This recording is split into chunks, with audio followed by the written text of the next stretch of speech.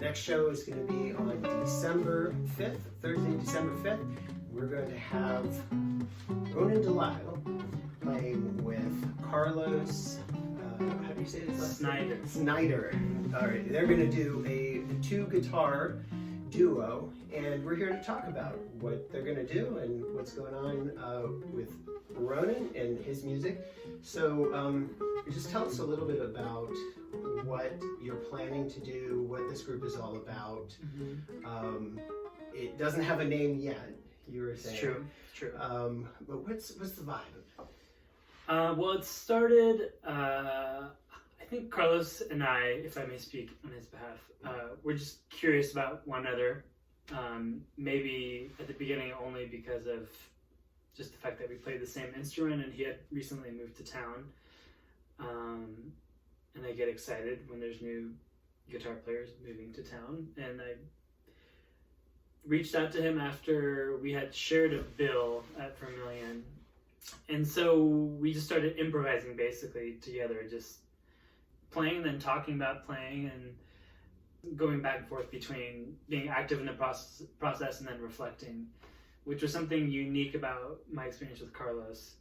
Because most of the time when I get together with people to play, we play, and then the time that we're not playing, we're usually not like actively reflecting on what just happened. We'll just move on to the next tune or maybe talk about other things. But with Carlos, it felt like we immediately were just sort of curious about how the other was experiencing the music we just made. So that's how it started. Not that we were necessarily picking it apart, but I think in a broader sense, like how maybe how to deepen the experience of improvisation and how to maybe create a vocabulary that was our own, which then took hold once we started bringing in compositions. I think of it as sort of like a musical morality more than a philosophy for myself. Like, what do I believe in? Like, is there anything like out of all the music that I love that there's a common thread as far as the things that grab me, as far as the musical values of the music, whether that's strong sense of rhythm or phrasing, like what kind of things are attractive to me. I'm less and less attracted to like polished music, music that is like squeaky clean and precise. I think I like to feel like I'm involved in a process either actively as a musician or as a listener, where we're all trying to figure something out in a way that's not that that's like unorganized or sloppy, but there's a question being asked and the musicians are trying to find an answer that's beautiful and relevant and of the moment. Would you say it's process versus product? Yeah, I think so. Yeah, for sure. I mean, I think there's a continuum to that where sometimes there is a clear product in mind. Maybe in a set of music, there'll be, like, for instance, like, to answer that process versus product, like, there are some songs that I like to play in my own music where it's like, there's going to be no improvisation. We're just going to play this. We're going to play this piece, and it's going to be like this, and I want it to be like this each time. Maybe to serve as a foil to when we do something that has much less structure, and then that's more of a process piece versus like a product. I don't think there's one that's better than the other, but maybe a continuum of that. You just made me think of something. I think it was, I heard it attributed to Steve Lacy, but I've heard versions of this. Somebody asking him in an interview, what is the difference between composing 5 minutes of music and 5 minutes of improvisation? And the answer was, well, the only difference is you have all the time in the world to compose 5 minutes of music, and in improvisation you have 5 minutes. Right. Something like that. Do you feel like improvisation has a different sound or a different function from composition? I think whatever extremity of that you're looking at, I think the two are trying to look like each other. And I think that process, like when you're improvising, you would ideally want it to be compositional because you're trying to create structure out of nothing.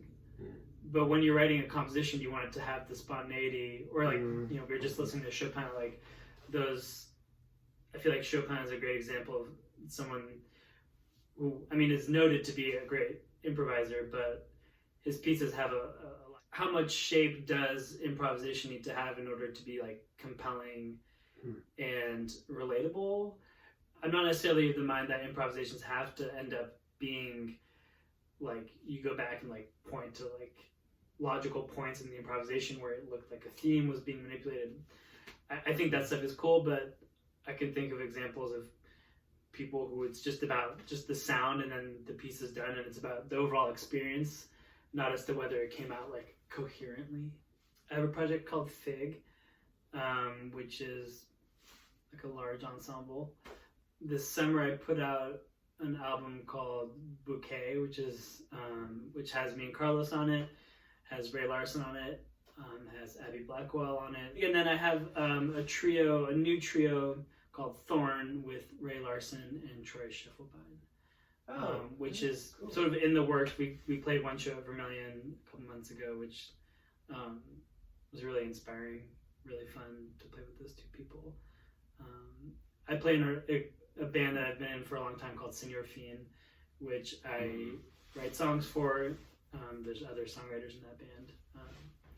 That's been going on since Texas.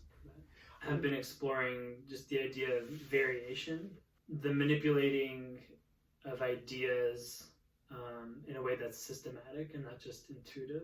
But your first idea doesn't have to be the one that you're married to. Just this idea of like when you're composing, you can write 10 different variations on the first melody that you sort of came up with. And I've been feeling very liberated by that, as opposed to just sort of like trying to rehash the same idea, like playing it from the beginning on the piano and just trying to like hear what comes next. Just being able to write a version of it, then write another version of it, another version, and being able to pick later which one's my favorite. Learning all the different variations and permutations of something is like an ideal process for understanding how many possibilities there are to one idea. I think Vermillion is special that we have a space like that here and can play whatever weird music we want. Absolutely. Thank you so much to Diana for making this space available every month. So once again, this is the final First Thursday at Vermillion in 2019, and it's going to feature Ronan Delisle and Carlos Snaider. So yeah, come check it out. We'll have Tightrope and Scrambler also play as always. So thanks for watching.